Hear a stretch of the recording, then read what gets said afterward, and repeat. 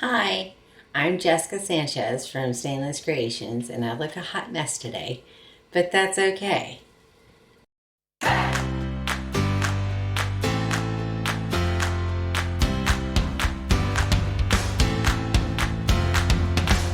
Okay, guys.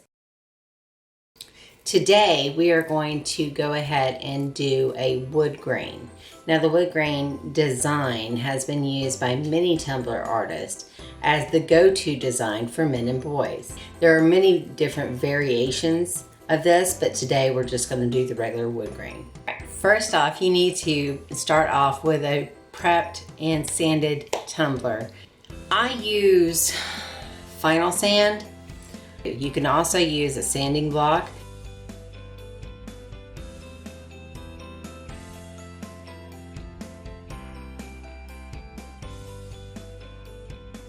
After you're done sanding your cup, you need to go ahead and paint your cup.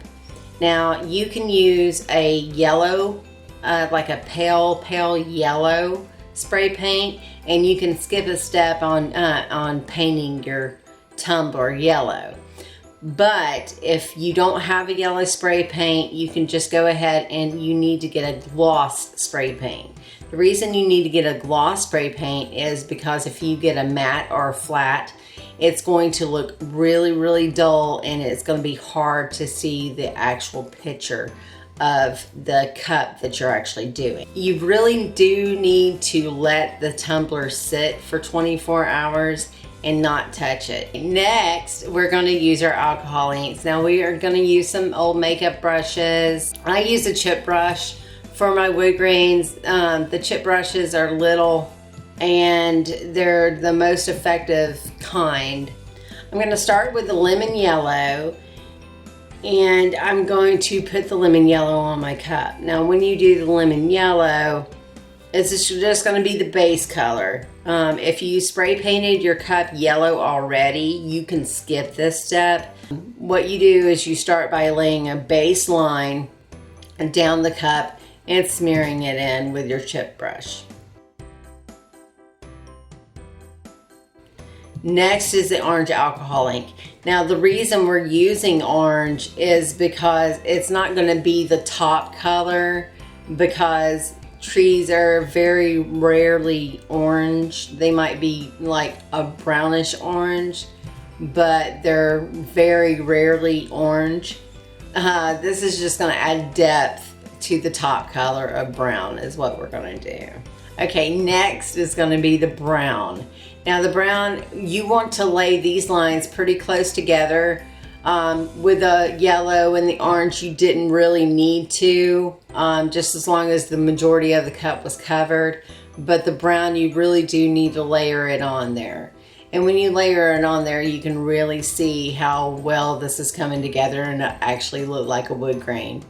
If you want, you can do a short line and then brush that out, and then do another line and brush that out.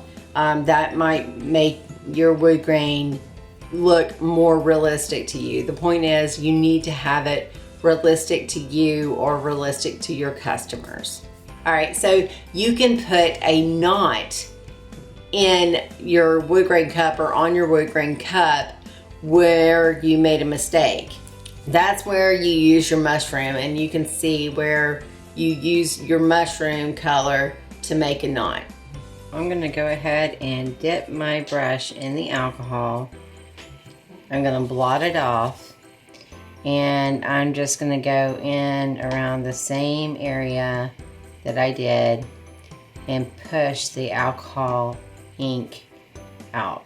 And you'll see that I'm trying to get like another ring going here in the middle. And you just want to move some of this color out. Then you do one drop with the mushroom.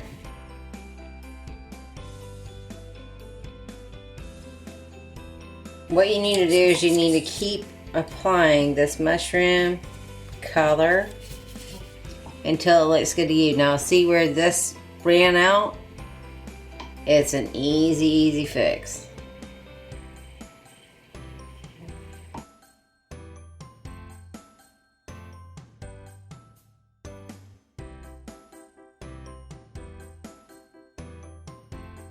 Okay, now that you've had your brand on, you need to go ahead and seal the alcohol ink.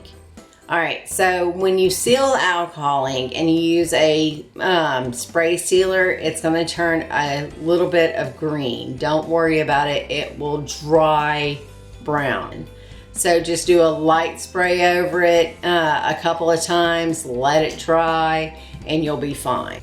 Then you put it under epoxy, and these things look amazing under epoxy.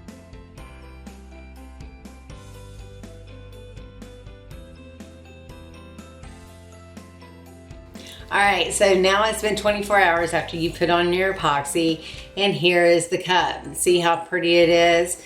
And you can see my knot.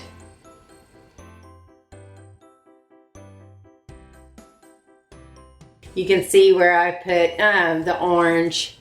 If you look really closely, you can see where I put the orange, and that just gives it depth. You don't even have to do perfect circles. That's what's the great about the knots. I look like a pompadour.